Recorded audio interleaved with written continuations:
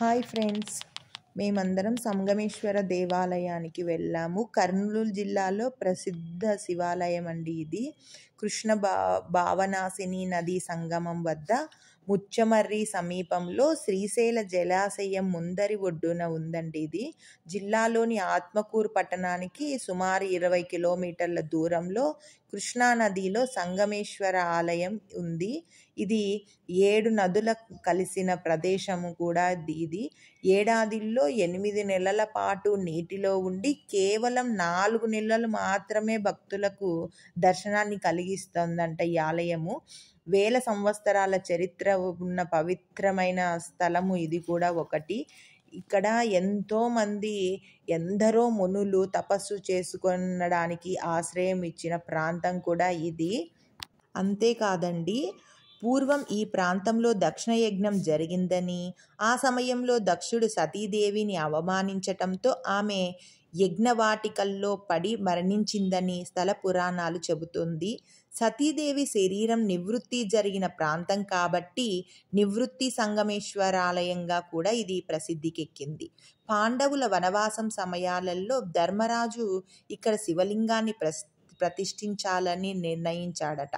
ఆయన ఆదేశంతో శివలింగాన్ని తీసుకురావటానికి కాశీకి వెళ్ళిన భీముడు ప్రతిష్ఠ సమయానికి ఇక్కడికి రాలేకపోయినాడంట. అందుకు ఋషులు సూచన మేరకు వేపముద్దుని శివలింగంగా మలచి ఇక్కడ ప్రతిష్ఠించి పూజలు చేశారు. ధర్మరాజు దాంతో ఆగ్రహం చెందిన భీముడు తాను తెచ్చిన శివలింగానికి నదిలో విసిరివారేసినాడనమాట. భీముడిని శాంతింపజేయటానికి అతను తెచ్చిన శివలింగాన్ని నదిలో తీరంలోనే ప్రతిష్ఠించి భీమలింగంగా దానికి పేరు పెట్టి భక్తులు భీమేశ్వరుణ్ణి దర్శించుకున్న తర్వాతనే ఇక్కడ సంగమేశ్వరుని దర్శించుకోవాలని సూచించినట్లు ఈ స్థల పురాణాలలో చెప్తూ ఉన్నారు. ఒకప్పుడు ఒక వెలిగిన ఆలయం ఇక్కడ క్రమంగా శిథిలమైపోయిందండి. ప్రస్తుతం కనిపిస్తూ ఉన్న ఆలయాలన్నీ సుమారు 200 సంవత్సరాల క్రితం స్థానిక ప్రజలు నిర్మించినవే.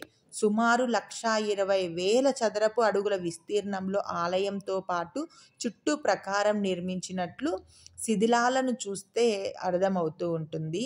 అంతేకాదు, ఈ ప్రాకారానికి ఉత్తరాన గోపుర ద్వారము, పశ్చిమ దక్షిణ ద్వారాలపై మండపాలు నిర్మించబడి ఉండేవట అని చరిత్ర ఇక్కడ చెప్తూ ఉన్నారు. కానీ ప్రస్తుతం అవేవి ఇక్కడ మనకి కనిపించవండి. ప్రస్తుతం కనిపించే ప్రధాన ఆలయంలో అత్యంత సాదాసీదాగా ఉంటుంది. ముఖమండపం కూడా పూర్తిగా పోయిందండి. పూర్తిగా శిథిలమైపోగా అంతరాలయ గర్భాలయాలు మాత్రమే ఇక్కడ మనం దర్శనం చేసుకోవాలా. గర్భాలయంలో సంగమేశ్వరుడు పూజలు అందుకుంటా ఉన్నాడు. శివుడు వెనుక వైపున ఎడమ భాగముల్లో శ్రీ లలితాదేవి కూడా ఒకవైపున, వినాయకుడు ఒకవైపున మనకి ఇక్కడ దర్శనం ఇస్తాడు. అంతకు ముందు వారిద్దరికి వేర్వేరు ఆలయాలు ఉండేవట. అయితే అవి శిథిలమైపోవటంతో లలితాదేవి గణపతులు గర్భాలయంలోనే ఇక్కడ ప్రతిష్ఠించి పూజలు జరుపుతూ ఉన్నారండి. అన్ని ఆలయాల్లాగానే ఈ క్షేత్రంలో నిత్య పూజలు జరగవు. ఈ ఆలయము ఎక్కువ రోజులు శ్రీశైలం ప్రాజెక్టు నీటిలో మునగటమే కారణం దీనికి. మరొక విశేషం, 1000 సంవత్సరాల క్రితమే సంగమేశ్వరంలో ప్రతిష్ఠించిన వేప లింగం ఇప్పటికీ చెక్కు చెదరకుండా ఉండటము ఒకంత ఆశ్చర్యం కూడా మనకు కనపడతా ఉంది. ఆలయ ప్రాంగంలోని అనేక ఉపాలయాలు, దేవతామూర్తులు పూజలు అందుకునేవారు. కానీ ఇప్పుడైతే అన్ని శిథిలావస్థలలో ఉన్నాయండి. ఈ ఆలయము మొదట నది ఒడ్డున ఉండేది. శ్రీశైలం డ్యామ్ వచ్చిన తర్వాత సంగమేశ్వర ఆలయం 23 ఏళ్ల పాటు నీటిలోనే మునిగిపోయిందంట. అసలు ఇక్కడ ఆలయం ఉందనే విషయం కూడా అందరూ మర్చిపోయారనమాట. 2003 తర్వాత శ్రీశైలం డ్యామ్ నీటి మట్టం పడిపోవడం ద్వారా ఈ ఆలయాన్ని మనకు కనిపించింది. అప్పటి నుండి మళ్ళీ తిరిగి ఆలయంలో పూజలు ప్రారంభమవుతూ ఉన్నాయండి. ప్రపంచంలో 7 నదులు ఒకే చోట కలిసి ఏకైక ప్రదేశం సంగమేశ్వరము.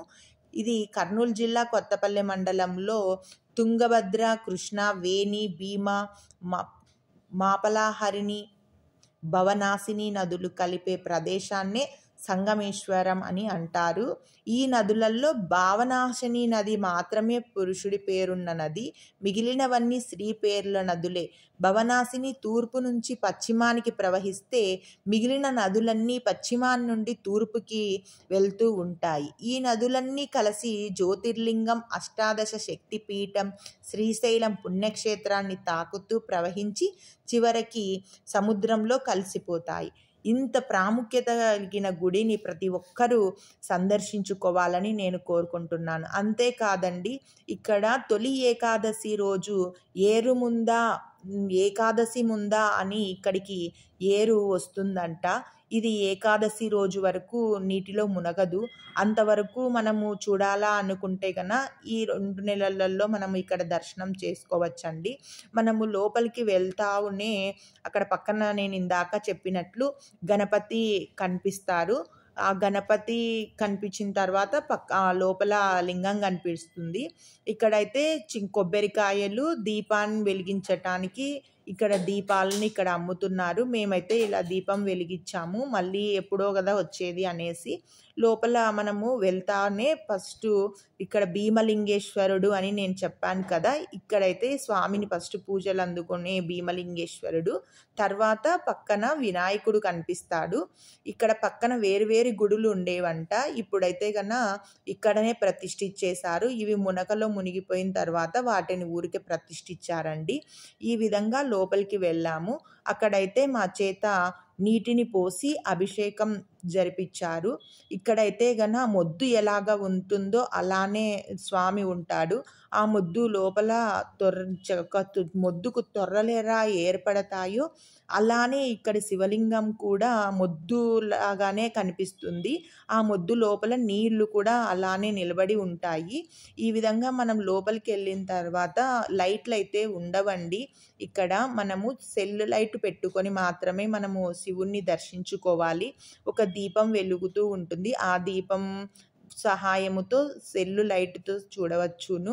ఈ విధంగా దానికి శివలింగానికి తొర్ర కూడా ఉంటుంది. మనం నిదానంగా గమనించినట్లయితే ఈ విధంగా గమనించినట్లయితే మనకి బాగా కనిపిస్తుందండి. ఈ విధంగా లోపల శివుణ్ణి మనము దర్శించుకున్న తర్వాత బయటికి వచ్చేసిన తర్వాత బయటనే పక్కనే మళ్ళీ లలితాదేవి అమ్మవారు కూడా ఉంటుంది.